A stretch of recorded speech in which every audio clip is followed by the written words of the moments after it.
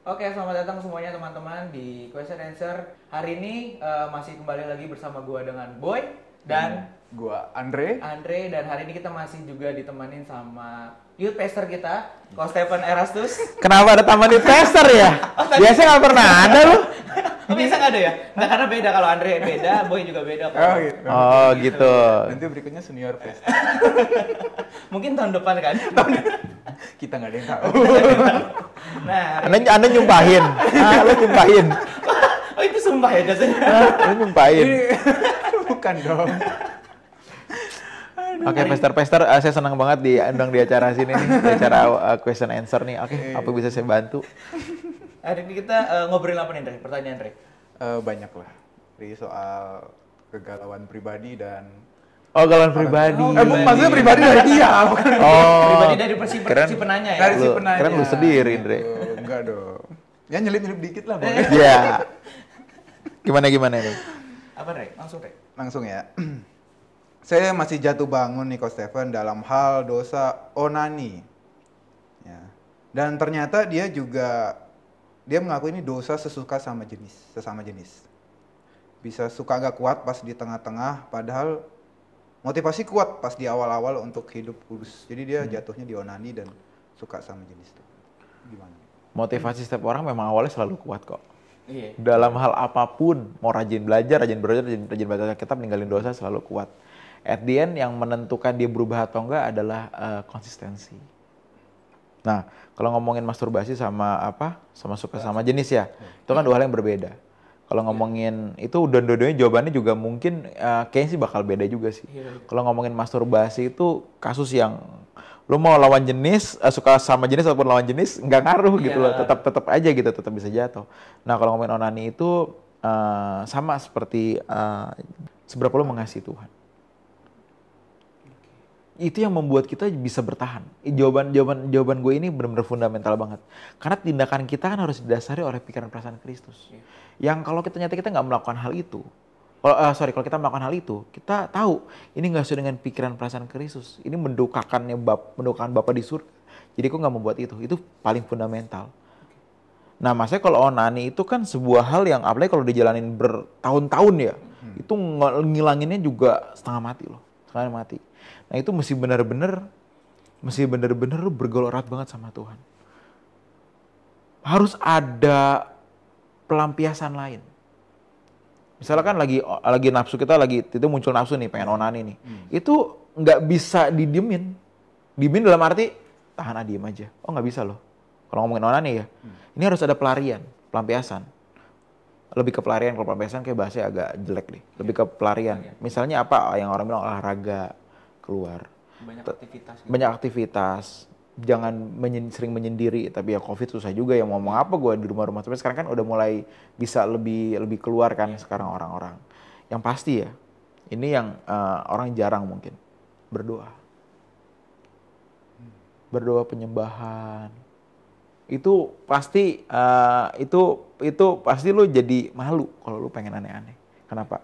Lu tuh di hadapan Tuhan yang kudus dan lu tahu, gue nggak boleh begini nih. Jangan, aduh kan lagi jorok. Enggak, lu belum jorok. Kalau lu melakukan ya lu jadi joroknya di situ gitu loh. Tapi kalau nggak melakukan, lu masih berjuang gitu loh. Dan masih berjuang hampir ya Tuhan, sorry Tuhan, aduh aku pengen gimana Tuhan, tolong. Ya dengar musik rohani lah, penyembahan lah, nyanyi. Dan itu mesti dibiasakan, karena itu butuh konsisten. Nggak bisa jatuh dalam dosa onani bertahun-tahun terus seminggu 2 minggu selesai. Oh, nggak bisa. Bisa makan bulanan juga. Tapi tergantung seberapa bertumbuh dalam Tuhan. Seberapa dia menjadikan Tuhan itu nyata dalam hidupnya. Jadi even sendirian dia tahu ada Tuhan sama gue. Itu lebih hati-hati, gitu. Nah, kalau itu ngomongin onani, kalau ngomongin lawan jenis, wah itu beda cerita lagi tuh. Itu rasanya ya itu seperti sulitnya ya buat orang yang suka sama jenis ya, yang bukan bisex ya, yang kan biasanya kan dua-duanya cowok-cewek suka, ini yang sesama jenis ya, rasanya bisa sesulit merubah lu untuk suka sama cowok, ngerti nggak lu? Iya. Bisa kayaknya ya lebih sesulit itu juga kayaknya, kalau gue salah sorry ya.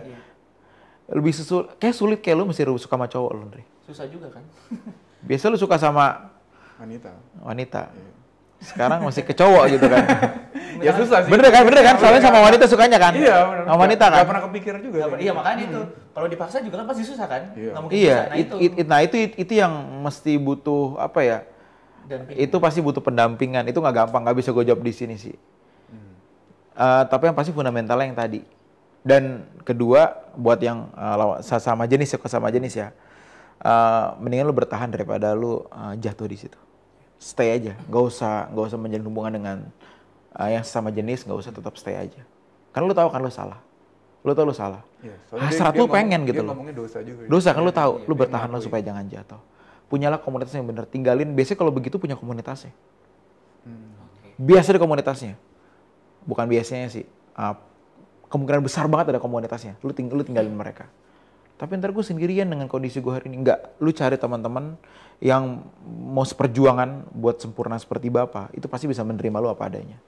Kalau nggak bisa menerima, berarti orang itu nggak seperjuangan seperti Kristus. Udah gitu aja.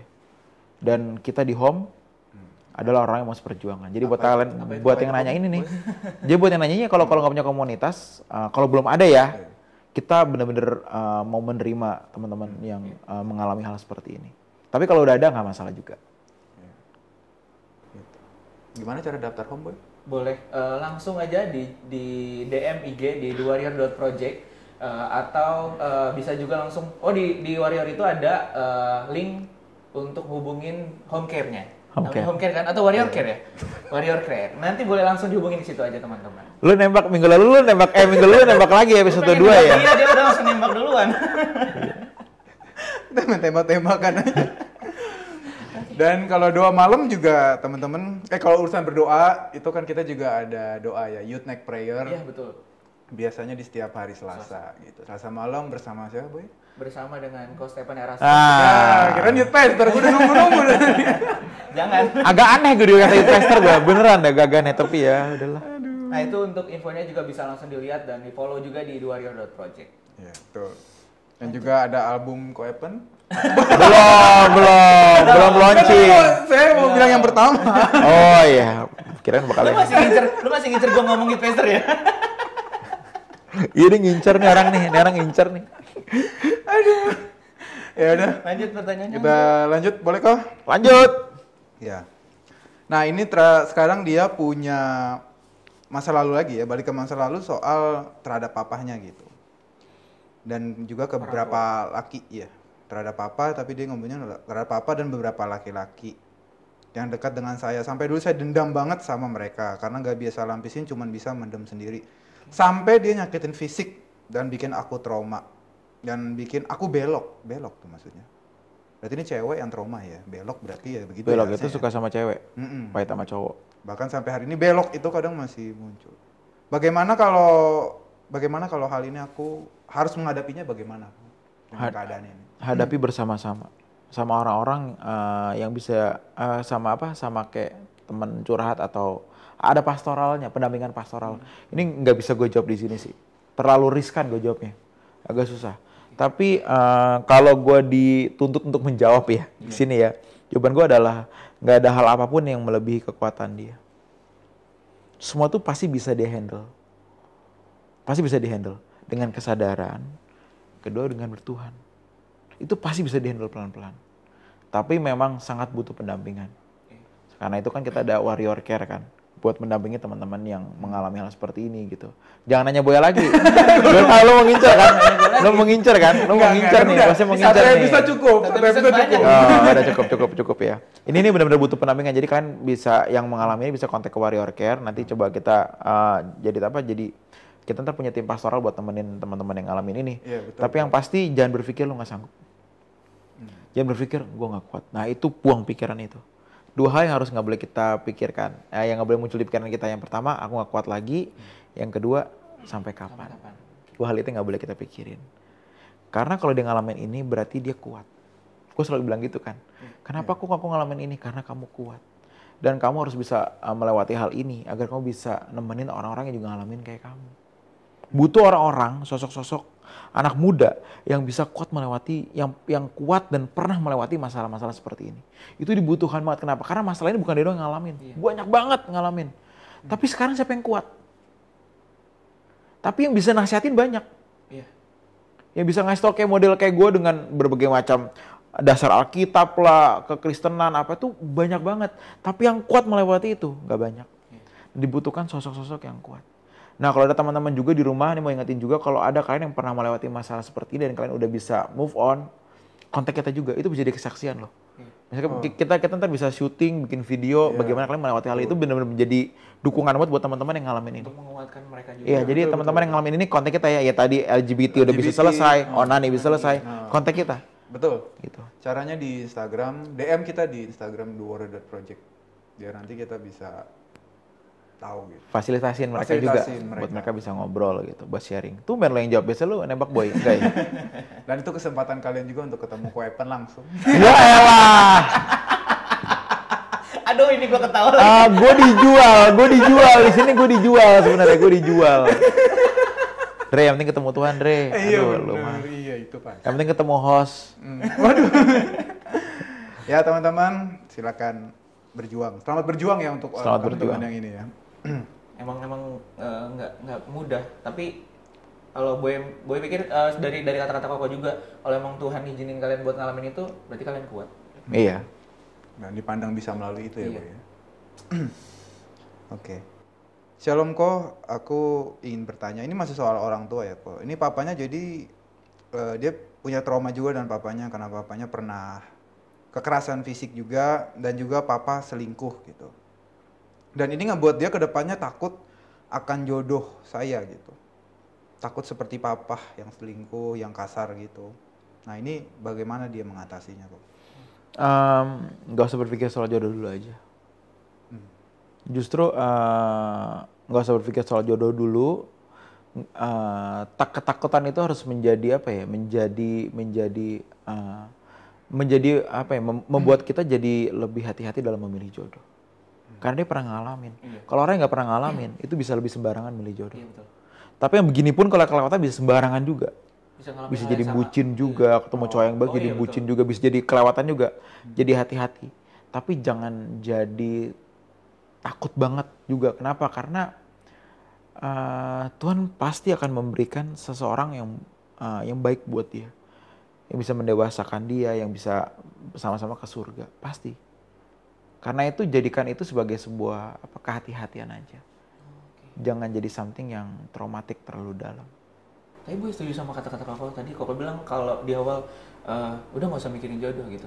Kenapa kita tuh sering kita tahu kelemahan kita, terus kita pikirin aja di situ gitu.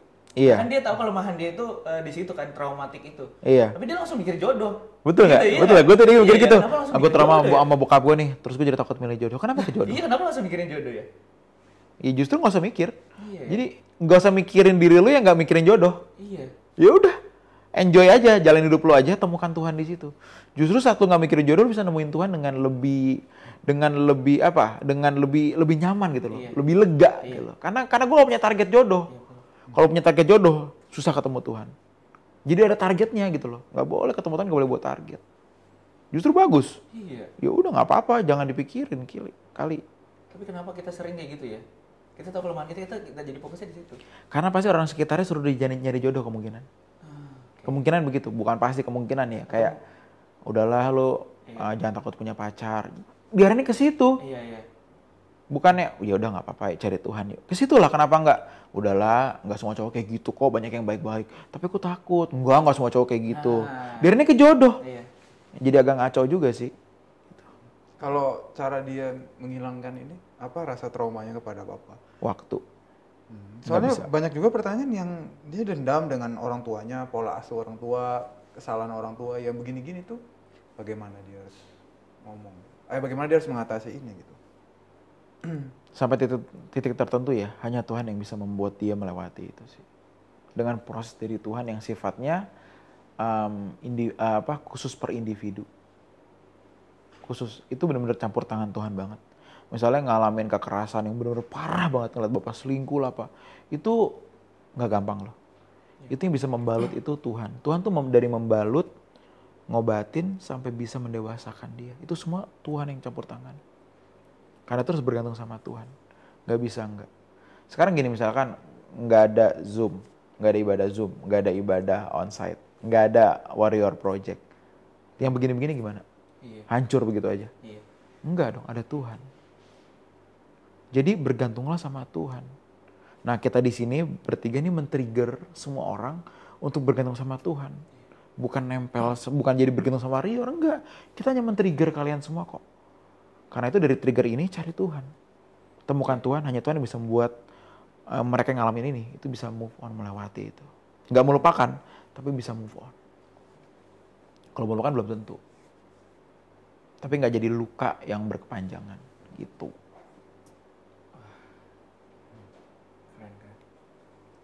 Kalau- Anda jadi bingung ya, Anda jadi bingung ya. Dia mulai bingung lagi nih, tadi mulai diam nih. Gimana, Dre? Iya, maksudnya soalnya gue selalu melihat banyak pertanyaan tuh yang modelnya kayak gitu. Jadi kayak kalau dia dilukain sama orang tua kan ini susah banget gitu untuk dia ngelepasin dendam ini gitu. Itu bagaimana ya? Soalnya kan dia ngeliat figur nih biasanya kok. Iya. Entah, oke nggak usah orang tua deh, misalnya ketua gereja gitu kan, Iya, atau ketua gembala IMnya, sidang lah, dan apa gitu. sebagainya kan, itu orang jadi kecewa banget gitu. Iya. Udah di rumah kecewa, tambah lagi ke komunitas gereja kecewa lagi. Iya. Ini bagaimana gitu? Gue harus kemana gitu akhirnya kan? Ya, temukan gereja yang gini, setiap gereja itu pasti ada min plusnya. Tapi temukan gereja yang mau berjuang sempurna seperti Bapak. Karena bisa jatuh, bisa mengecewakan, karena kan kita nggak mungkin membahagiakan semua orang. Tapi pasti tujuannya sama. Temukan tempat seperti itu aja sih. Entah dimanapun kalian berada, temukan di rumah, temukan itu aja. Dan dimanapun Tuhan naruh kita, belajar juga yang kedua, jangan berharap gereja ini baik. Tapi berharap aku yang baik untuk memberikan warna di gereja ini, di komunitas ini. Jadi nggak lulu nggak aku harus. Dikembaliin, kita balikin posisinya deh. Kita jadi lebih lebih bisa menerima kekurangan orang lain, dan kita pun bisa melihat diri kita pun ditaruh di sini sama Tuhan dengan sebuah tujuan, nggak cuman minta-minta, tapi aku harus memberikan yang kumiliki, gitu. Nggak berekspektasi apa-apa gitu terhadap orang lain ke dirinya gitu. Iya, paling nggak boleh punya ekspektasi sama orang lain. Kalian nggak boleh, karena kemungkinan besar akan mengecewakan. Iya. Semua orang bisa berubah kok. Semua orang bisa berubah. Gitu. Jadi hati-hati dalam hal ekspektasi ya. Kalau Koko sendiri kan Koko istilahnya dipanggil, kok dituakan gitu kan, yang dilihat juga gitu. Nah, itu Koko ada ngerasa, aduh beban gak nih, gue diliatin, gue ini, terus sementara gue juga masih bisa jatuh gitu. Ada salah-salahnya, itu gimana Koko ngatasin pressure itu?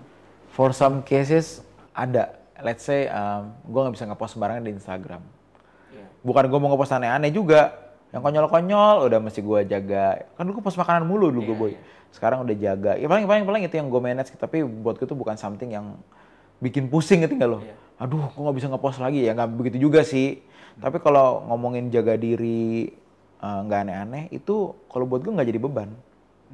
Hari ini tuh menjadi sebuah natur gue sebagai seorang anak Allah. Bukan berarti gue dari situ ya. Tapi gue berjuang untuk Allah, bukan untuk dipandang baik. Oh. Jadi lebih bisa gue jalanin gitu. Jadi orang memandang gue apaan, ya terserah mereka. Kenapa? Karena gue mau bener kok. Gitu dong mikirnya jadi gue. Enggak, aduh orang pandang gue masih baik nih karena gue ABCD. Aduh capek hidup begitu. Gue gak suka hidup kayak gitu. Jadi maksa ya? Jadi maksa, dan berubah itu karena orang lain yang nuntut. Gak mau. Gue harus menuntut diri gue karena gue anak Allah. Itu yang paling buat gue hari ini, yang paling bikin gue cukup enjoy ya. Bisnis nih, kok bisnis nih? Kan harusnya bla bla bla. Emang kenapa? Selama gue bener ya udah. Dipromoin lagi di Instagram gitu ya. Wah iya lagi kan. Yang penting orang lihat hidup gue, yang penting gue nggak bikin something yang salah gitu loh. Gitu aja sih. Apa kita promoin juga bisnisnya di sini? Nggak usah. Makasih Pak. Anda belanja banyaknya sih sudah happy Pak. Gitu. Terakhir nih Koko kan melihat Pak Eras tuh kan Koko punya papa yang dipandang orang rohaniwan gitu kan, figur lah gitu. Koko punya nggak kekecewaan dengan beliau secara khusus, dan bagaimana Koko handle itu? Adalah. Dan dalam kekecewaan gue dulu. Luka gue tuh cukup dalam hal itu. Kenapa? Karena basically ini mungkin dialami oleh mereka yang bapaknya sibuk. Iya.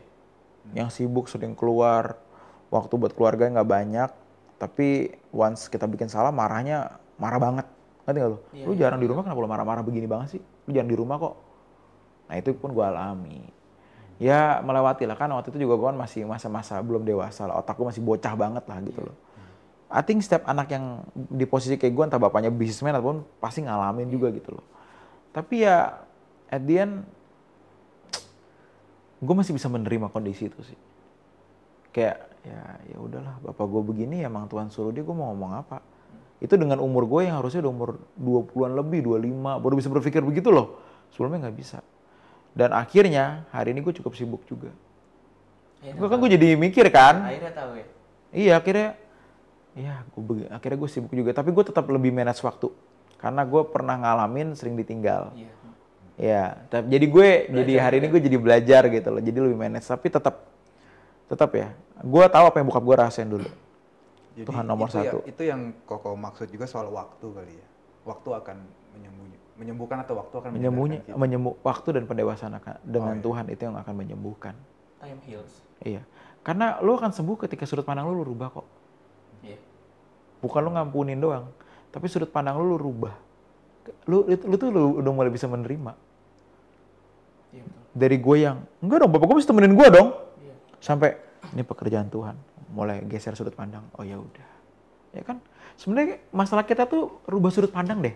Itu kan help banyak gitu loh. Rubah sudut pandang aja. Tema Gitu. warrior baru. Karena setiap episode Point of view. Point of view. Banyak judul bagus loh, lu inget-ingetin gue ya. Kita tiap episode tuh punya melahirkan tema baru. Iya. Kak Erik, ingetin judulnya Kak Erik. Mau ada Kak Erik nih. Ingetin judul loh. Pak dia nggak masuk frame, Pak. Nggak masuk frame ya, nggak apa-apa. Biar tahu di sini ada Kak Erik nih yang mau manage semuanya juga kan gitu. Erik Soplanet dia lebih jelas lagi. Siapa tahu ada yang kenal ya. Waduh. Erik Soplanet ya. Waduh. Iya. Iya. Nanti IG-nya dimunculin. Ya. Ya udah, seneng banget ya. Seneng banget sih. Gue tiap episode berkati banget sih. Andre sebenarnya tuh seneng nanya-nanya hal yang pribadi sifatnya ke gue. Yang mungkin di real life dia Iya. enggan buat nanya. Iya, dia tahu dia mesti nanya data kan pertanyaannya, tapi dia nggak tahan gitu loh. Enggak, gue mau nanya sama Koko mau nanya gitu. Kok nggak mungkin nggak jawab? Iya, dia pun gue nanya ini bodoh lah, gue mau nanya langsung dia gitu, mikirnya gitu. Ini mewakilkan pemirsa di rumah. Nggak juga, lu aja yang kepo, orang belum tentu kepo gitu. Oke, Andre. Ya udah, cukup lah. Cukup. Yes. Sayang udah waktu yang memisahkan kita. Ya udah, Boy, tutup deh. Minggu lalu, boy, gue mau nembak lu juga nih. Kan lu dong sekarang. Ya udah, teman-teman di Warriors juga pasti senang dengan episode-episode kita, terutama semenjak ada Boy.